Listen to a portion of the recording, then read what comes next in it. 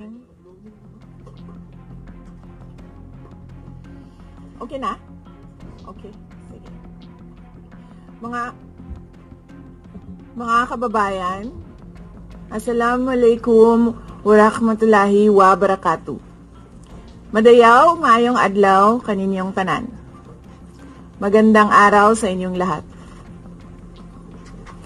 Sa mga nakaraang araw, marami ang humihingi ng reaksyon, komento, o damdamin. Damdamin ko sa issue ng impeachment na naihain laban sa akin. Sa kabila ng aking mga naging pahayag ukol sa planong impeachment sa mga nakaraan na buwan, ang tanging masasabi ko na lamang sa puntong ito ay God save the Philippines. Bukod dito, nais ko na lang ipaabot ang aking taus-pusong pasasalamat sa mga kababayan na patuloy na nagdarasal, sumusuporta, nagtitiwala, at patuloy na nagmamahal sa akin. Manalig kayo dahil sa taong bayan ang tagumpay. Syukran. I know, right? Braille. 3 questions, no follow-up. Okay. Oh. How are you? Ay, ayoko na. I'm okay. You've seen the list of those who signed, ma'am? Oo. Marami doon, mga inaanak, mga kumpay, mga naging support sa inyo. What's your reaction? Sabi kasi, ito lang daw basahin ko. Promise nila, research na yun. We've already started preparing the moment Franz Castro announced the impeachment plans, which was November of 2023. So November of 2023, there were already lawyers doing their work for the impeachment. So we leave it to the lawyers. Last question.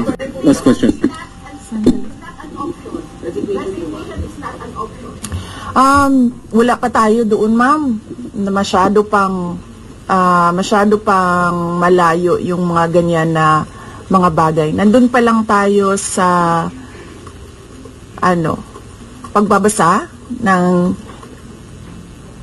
Actually, ma'am, wala pa tayo doon dahil yung mga abogado lang yung nagtatrabaho. Hindi ko talaga alam kung anong ginagawa nila. But I have a meeting with them. Last question, please. The president said he has nothing to do with the impeachment. I do not want to answer that question. Next. Ma'am, confirm po ba na si dating Pangulo Rodrigo Duterte isa sa mga abogado niyo para sa impeachment? I do not want to answer that question. Yes, ma'am.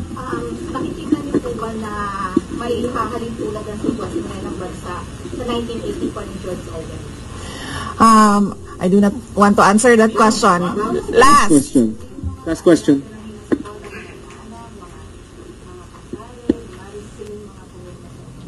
Paniwala ko lang, no, if you have to explain or defend your signature in a yes petition for impeachment, then you feel that you have done something wrong.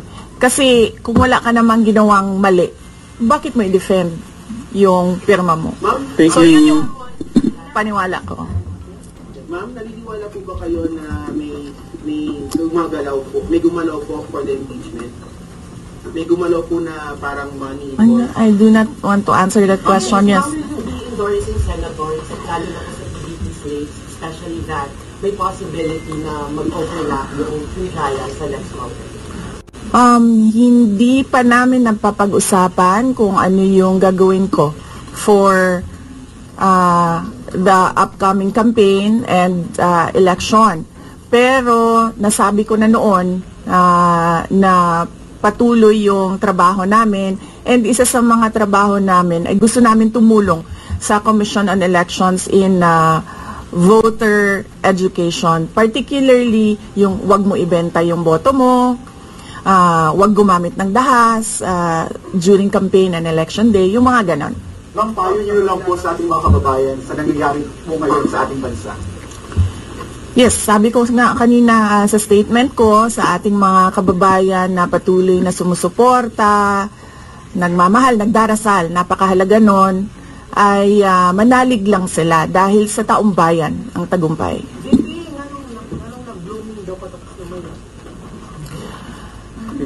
Ngano na akadri sa Manila na taga Davao man ka? Thank you, OVP Media. Yes, sir.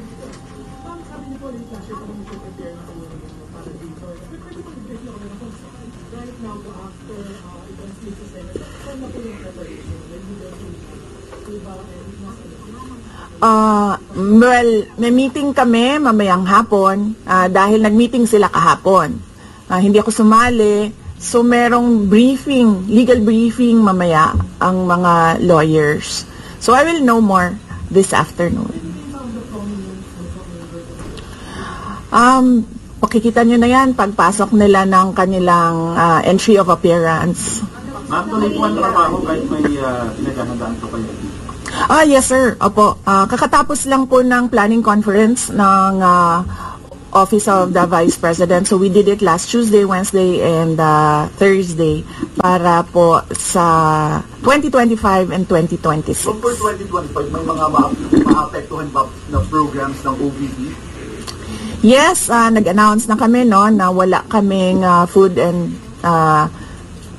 wala kaming burial and medical assistance dahil tinanggal yung line na yon sa budget so hindi ka na pwede maglagay ng budget How doon. about the other programs now? Tutuloy siya. How confident are you that you won't be convicted in the impeachment court? Wala pa tayo, masyadong pang malayo yan, ma'am.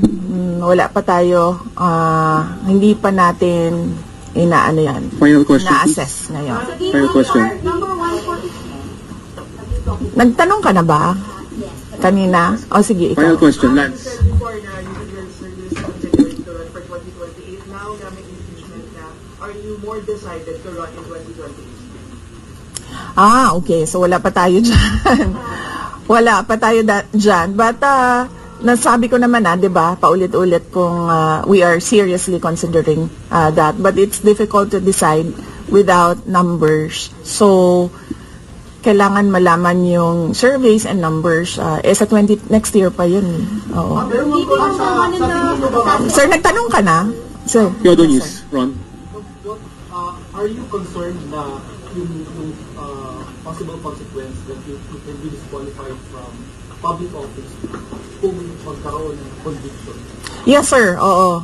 Alam ko po yung penalties ng impeachment. And the moment na nag-resign ako sa Department of Education, before ako nag-resign sa Department of Education, pinag-isipan ko na lahat yan. Sa ngayon ba, masasabi ninyo na lalo pa kayong nainganyo na ituloy ang pagtakbo sa 2020 presidential election? Nasagot ko na ata yung kanina sa question ni Sir na nakaitim. Number one in the articles of impeachment was your assassination threat to the president. Do you regret making that statement last night? I did not make an assassination threat to the president. Sila lang nagsasabi niyan. Sila lang nagsasabi may assassination. Sila nagsasabi may assassin, may gunman. Next po, GDB. Not say that. Pala. Confident kayo sa numbers ng House. And sabi nyo, hindi kayo confident. And nagkatotoo nga, ngayon sa Senate, you said na parang meron kayong confidence sa mga senador. So, ngayon, how do you feel about that? Do you still feel confident with the numbers in the Senate? Sandali, Mama. Kailan ko sinabi yun, may confidence ako sa numbers sa Senate? Ano exact na sinabi ko? Sorry I cannot remember the exact words that I used. Parang medyo confident kayo with regards sa Senate, sa mga friends and allies. Unlikely ako magsasabi ng ganyan ba? Pero I need I will answer that next time. Now, sa Senate, supposedly receive nila yung impeachment complaint the other day, pero nag-close sila kagad because of the last session. Well, that is their prerogative as a body, no? So, we have to respect the Senate kung ano yung desisyon nila. Dahil sila yung mga nandoon sa loob.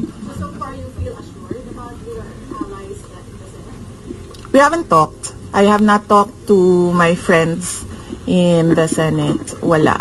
Last question, please. Bakit? Sabi daw po niya siya yung post impeachment daw po. Bakit kaya?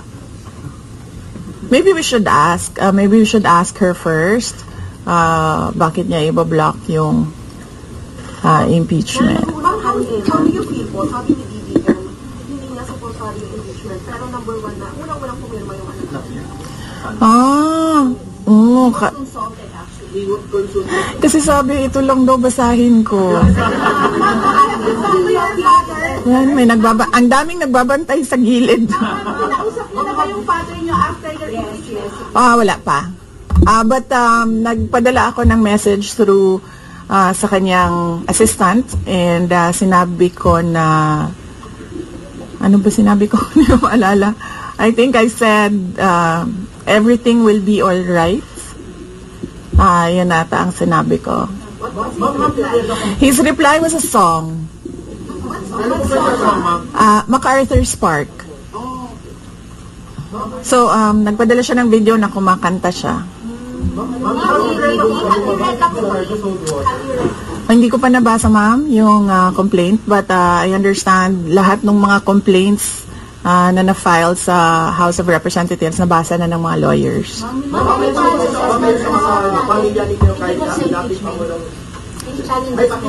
Sandali, Sarah.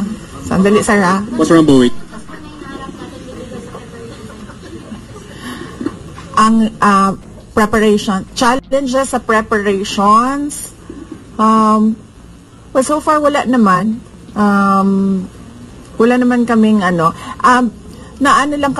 na-overwhelm kami kasi ang daming mga lawyers na nag-signify na tutulong sila sa defense. So, ngayon ay pinag-uusapan on how to go about it na makuha lahat ng kanilang commitment of support at makatulong din sila sa pag-iisip kung ano yung gagawin sa defense. Harleen Delgado, ABS-CBN. Harleen, ABS. Nagtanong ka na, ma'am? Wala pa, ma'am. Sige, ma'am.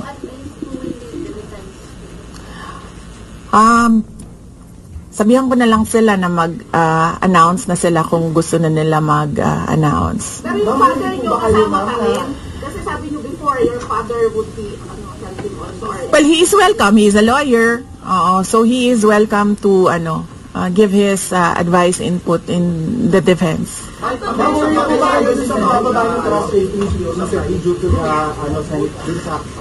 I will not answer that question. Yes, I'm sorry. Yes. Yes. So what happened was, nag-indefinite leave siya, and then she was admitted to the hospital doon sa Davao City na hospital siya, and then discharge siya ng mga doctors with ulitin ko. Si Yusek Zulaika Lopez, nag-indefinite leave siya after nung sa veterans hospital admission niya. Umuwi siya Davao, and then na-hospitalize siya doon. And then sabi ng doctors niya, we will discharge you but you have to come back ngayon ata, February, for further tests. And then bumalik siya for 1 day dito. Noong January, bumalik siya for 1 day dito sa Office of the Vice President, and she said na mag-leave siya for 2 months. And then I said yes, take the time that you need for your health. And then after a week, bumalik siya. Noong January, after a week, bumalik siya dito, and then she said hindi ako mag-leave. So sabi ko, okay, welcome back. Ma'am, nakikipag-usap ba INC?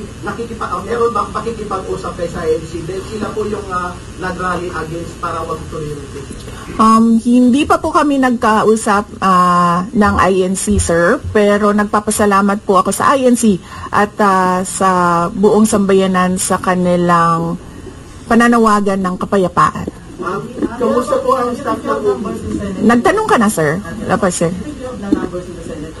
Hindi ko masabi yan ngayon, sir. Wala pa kami dyan.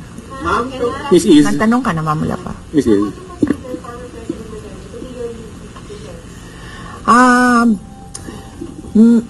He will, maybe if he wants to, he can be part of the defense team, but because of his age and because of rigorous preparations in an impeachment case, baka sabihin ko sa kanya na wag na lang siyang mag-lead dahil medyo may edad na si former President Rodrigo Duterte. He's already 80 years old this year. Ma'am, kamusta po ang staff ng OBP after they heard about the impeachment po, ma'am? Ano po naramdaman po nila na when you were impeached by the House? Ano po naramdaman ng staff ng OBP? Are they sad? Are they worried po ba, ma'am? Hindi ko alam, pinagtatawanan lang nila ako dito sa gilid kasi hindi daw ako sumunod. Sabi, basahin lang daw talaga ito. Ha? Okay. Kung pwede namang hindi, and I understand, pwede naman. Hindi na. Oo. Kasi baka ma-intimidate lang sila lahat sa presence ko doon. May mga plano po ba kayo para itulak ang pag-audit, lalo na po sa mga kongresista natin na ginagamit ang pera o pondo ng gobyerno para ipagdakto against you? Hindi ko na muna sagutin yung tanong na yan ngayon, ma'am. Doon muna tayo sa God Save the Philippines. Mika, orders. Dissuade or encourage your supporters in case they go to the street to rally? Sa panahon ngayon, ma'am, na sobrang mahal ng presyo ng mga bilihin, lalong-lalo na ng pagkain, sasabihin ko sa mga supporters sa taong bayan na unahin muna nila ang trabaho and negosyo nila kesa sa mag-rally sila sa mga daan. Dahil marami o lahat tayo breadwinners. So merong mga bata o merong mga kapamilya na nagdedepende sa atin. At tayo naman ang social media capital ng buong mundo. Kung gusto talaga nilang magsalita at tumulong, doon na lang sila sa social media kung saan nakakatrabaho pa rin sila. Pero nagagawa nila kung ano yung nararamdaman nila na gusto nilang gawin. At yun ay magsalita at marinig sila ng taong bayan at ng mundo. Mika Flores, orders. Are you not confident that you have enough allies to avoid a convention in the Senate after Hindi ko pa naisip yan, sir. I've not counted numbers of votes in the Senate, so we are not there yet. We are still, the legal team is still in the preparation of the defense and what we will do moving forward.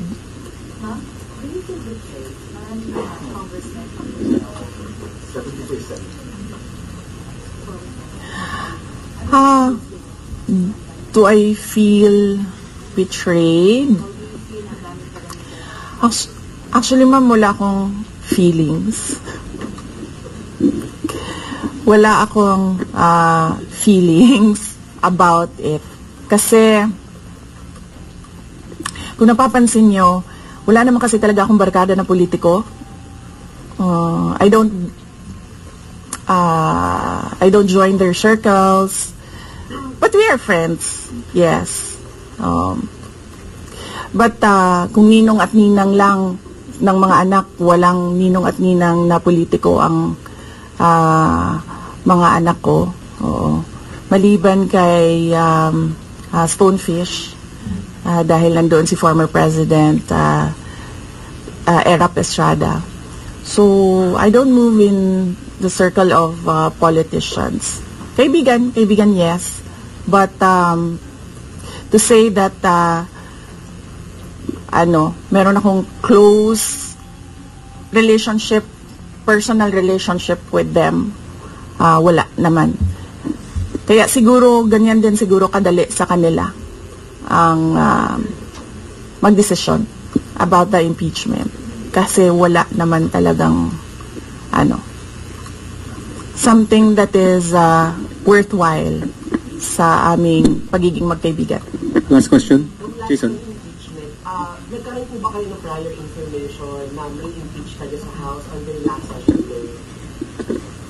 Or may nag-PM ba kayo? Naka-receive po ba kayo? Or nag-update? Yes. Oo, si JC. Si JC. Hindi siya natulog. Sabi ko sa kanya, matulog na JC kasi ang mangyayari ay mangyayari kaya sera-sera. Diba? Comment yun lang po, ma'am. Alam ko matagal na ito, but the QC Prosecutor's Office did nasura yung patong-patong na kaso against you. Yes. What was your initial reaction about that? And second po, any updates sa security details natin ng tuloy po ba yung pag-try po natin ng privacy? Okay, hindi ko nasasagutin yan ha. Dun lang tayo sa God Save the Philippines. Ma'am, Okay. last na lang po ma'am on my end. Ma'am, you said God save the Philippines. Gaano na po palala ang problema ng Pilipinas ever since na nagkaroon ng issue sa impeachment na ito? Parang, ano po nakikita yung problem sa Philippines ngayon at bakit nila ininay po impeachment na ito? Gaano kalala ang Pilipinas na pag-iwanan na tayo ng panahon at ng ating mga kapitbahay dito sa region at napag-iwanan na tayo ng mundo. Malala siya since na nagkaroon ako ng understanding. Kasi 1990s, tapos 1990s, magulo. Well, sa amin, magulo, sa Mindanao. And then, ngayon, nagbabadya ang gulo sa Mindanao. So, parang wala namang nagbago. So, malala. Sobrang malala. Dahil, kung nakakausap mo yung mga tao na arawan yung kanilang sweldo, yung pera nila hindi na talaga sapat para sa pagkain, para sa kuryente, para sa bahay, para sa tubig, para sa pag-aaral ng kanilang mga anak. At kung basihan natin yung pag-alis ng mga Pilipino sa sarili nilang bansa ay sobrang malala dahil sobrang dami ng ating mga kababayan ang pumupunta, nakikipagsapalaran sa ibang bansa dahil wala silang makita na pag-asa, wala silang makita na oportunidad dito sa ating bayan. Kaya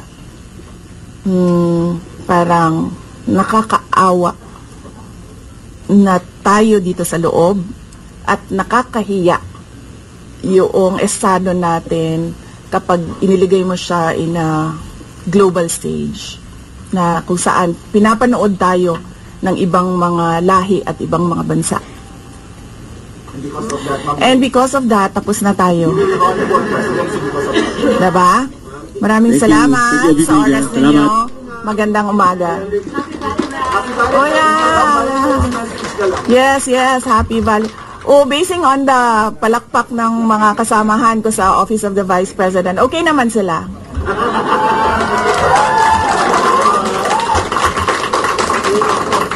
At mga Lenny supporters pa yan tingnan mo, pero pumapalakpak sila sa akin.